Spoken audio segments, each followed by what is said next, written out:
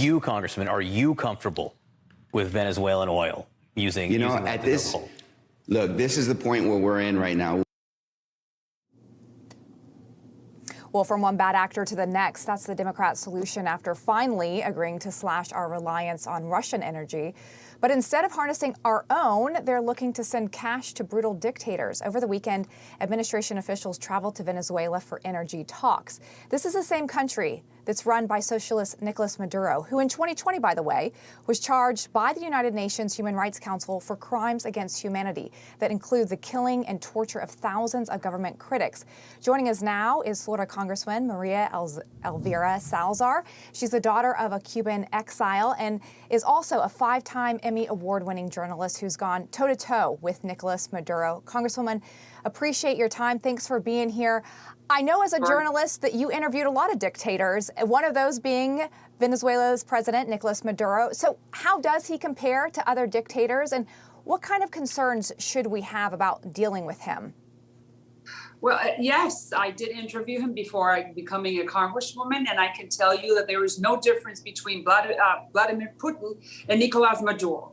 They're just in the different parts of the world and they speak different languages, but they have the same means, which is to destroy and pillage their people. And we're seeing what Vladimir Putin is doing right now in Ukraine. And then how come the Biden administration comes up with the idea of going to Venezuela, sending Juan Gonzalez, who is the National Security Council advisor for Latin America, to figure out any way, in some way, how we can start buying Venezuelan oil when the Venezuelans, Nicolas Maduro, has the same type of economic sanctions against Venezuelan oil. Makes no sense. Why don't we buy it from Ecuador, from Mexico, from Colombia? All good questions. I mean, you think about it, the U.S. broke off relations with Venezuela in 2019. We actually recognized the opposition leader, Juan Guaido, as president. And now I feel like we're doing this thing, and we're going to give Maduro credibility and his entire regime. You know, just think about it, and you're completely correct. Think about this. Juan Guaido lives in Caracas. He is the president that we and 50 other countries have acknowledged or have legitimized as the true president of Venezuela. And then now the Biden administration is trying to do business with Maduro, whom, like you said, we believe is an illegitimate dictator. So makes no sense what we're doing. I certainly hope the Biden administration understands that it's a lot better to buy oil from Texas or start ramping up the American energy production, or go to Colombia. It's a friend. Go to Mexico. It's a friend. Go to Ecuador. Go to the Saudis, but don't go to Venezuela. Right. As I mentioned, you're the daughter of Cuban exiles. What message does it send to other dictators once we are politically engaging with Nicolas Maduro? Well, I think that's a very good question. And the message that it sends is that the United States is sleeping at the wheel, because we are still the beacon of hope for millions of people, the Ukrainians, the Venezuelans, the Cubans, and the North Koreans, people that want to be free. And this administration repeatedly has been sending the wrong message. We can deal with dictators. It's not so bad. Our energy production, we cannot be dealing with fossil fuels anymore. I think we would rather buy it from Iran or from Venezuela. So for me, what's really underpinning this whole situation is that within the Democratic Party, you have a Marxist wing that hates the United States, that believes that our American fossil fuel energy production industry is the worst, they're sinful. Therefore, it's a lot better to go buy it anywhere else where they are better.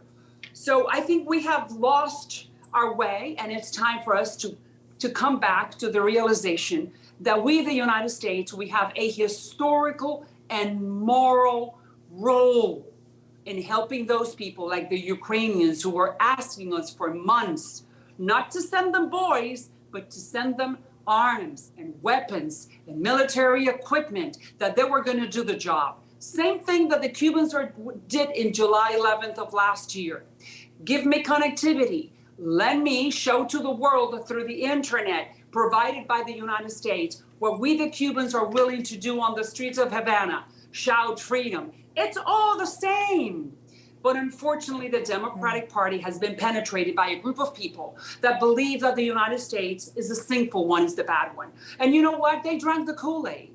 And you keep on repeating, I'm the daughter of political refugees. Of course, I know what the Cuban political refugees had to go through 60 years ago and come to America to live the American dream. And I am the American dream.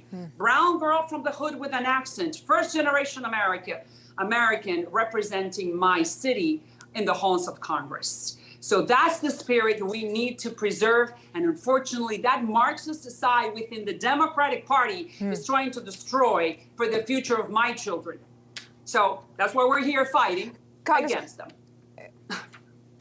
Congresswoman, on that note, I do want to ask you, being a former journalist and being very outspoken to have a fair and balanced media, Atlantic Broadband, now called BreezeLine, a cable operator in Miami area, actually canceled Newsmax from its lineup. They kept 11 other liberal channels that have less viewership. What's your advice to citizens to fight back against censorship?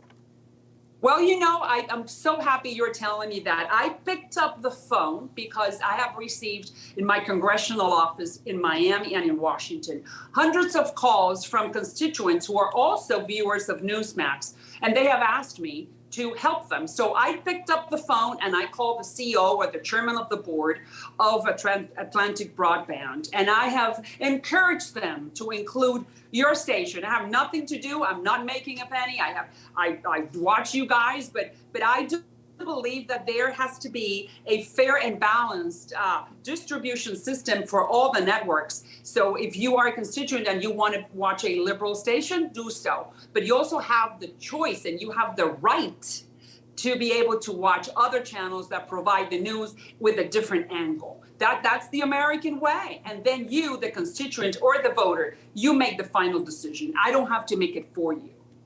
So I'm definitely think that you have a right to be on that distribution. I mean, to be part of the distribution grid for Atlantic Broadband. Well, we appreciate that. We appreciate you making those calls, and we appreciate your time this evening. Thanks for being here. Thanks for having me. All right. Pleasure to see you guys.